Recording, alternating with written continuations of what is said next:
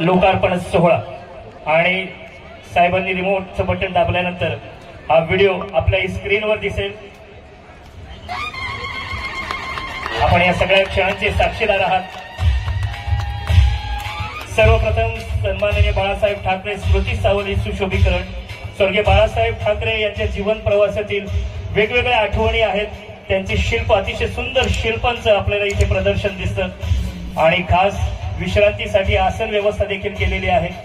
यामध्ये तुम्हाला व्यवस्थित आपण जर शिल्प पाहिली तर खरोखरीच बाळासाहेब ठाकरे यांचं काय व्यक्तिमत्व होतं आणि त्यांचा जीवन प्रवास किती होता ते लक्षात येईल। त्यानंतर पूर्व द्रुतगती महामार्ग सुशोभीकरण, विविध शिल्प ज्यामध्ये चुनाभट्टी सारख्या परिसरातील संस्कृती आपल्याला इथे दिसून येते। अगदी चुनाभट्टीमध्ये प्रवेशद्वारापासून पुढे संपूर्ण परिसरात आणि या द्रुतगती महामार्गावर ही वेगवेगळी शिल्प इथे उभारलेली आहेत। ही अगदी सुंदर आणि कधी आपण न पाहिलेली अशी शिल्प आपल्याला पाहायला मिळतील जे आपलं लक्ष वेधून घेतात। त्याचप्रमाणे बस थांबे देखील सुशोभित केले। त्यानंतर प्रियदर्शनी सर्कल येथील वाहतूक बेटाचं सुशोभीकरण केलेलं आहे, ज्यामध्ये मुंबईचे भूमिपुत्र आगरी कोळी संस्कृती आपल्याला इथे आपलं लक्ष वेधून घेते। त्याचप्रमाणे एक वेगवेगळे शिल्प जे आपलं लक्ष वेधून घेतात ती देखील आहेत।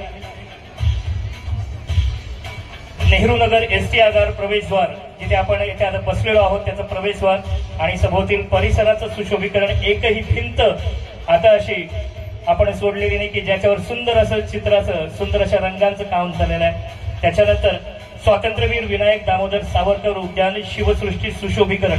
हे तुम्ही पाहत असाल हे पहिलं फक्त एक क्रीडांगण होतं, पण आता त्या क्रीडांगणात आपण रोज जाऊ असं काम साहेबांनी केलेलं आहे। मग ते लहान मुलांसाठी असेल किंवा मग ज्येष्ठांसाठी प्रत्येक भिंत वेगवेगळ्या चित्रांनी रंगवलेली आहे। तिथे बसण्याची अगदी सुंदर अशी आसन व्यवस्था केलेली आहे।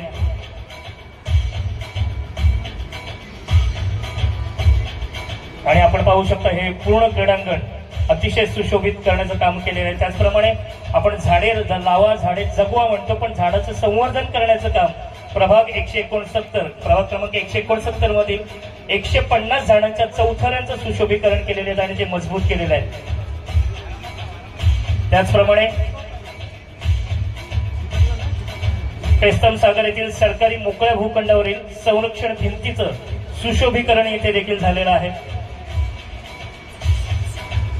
या प्रत्येक कामाचं श्रेय खरं तर मुख्यमंत्री साहेबांच्या प्रेरणेने आपले आमदार साहेब शिवसेना विभाग प्रमुख सन्मान श्री मंगेशजी कुडाळकर यांना जातं। या कामांसाठी एकदा जरा जोरदार टाळ्या झाल्या पाहिजेत।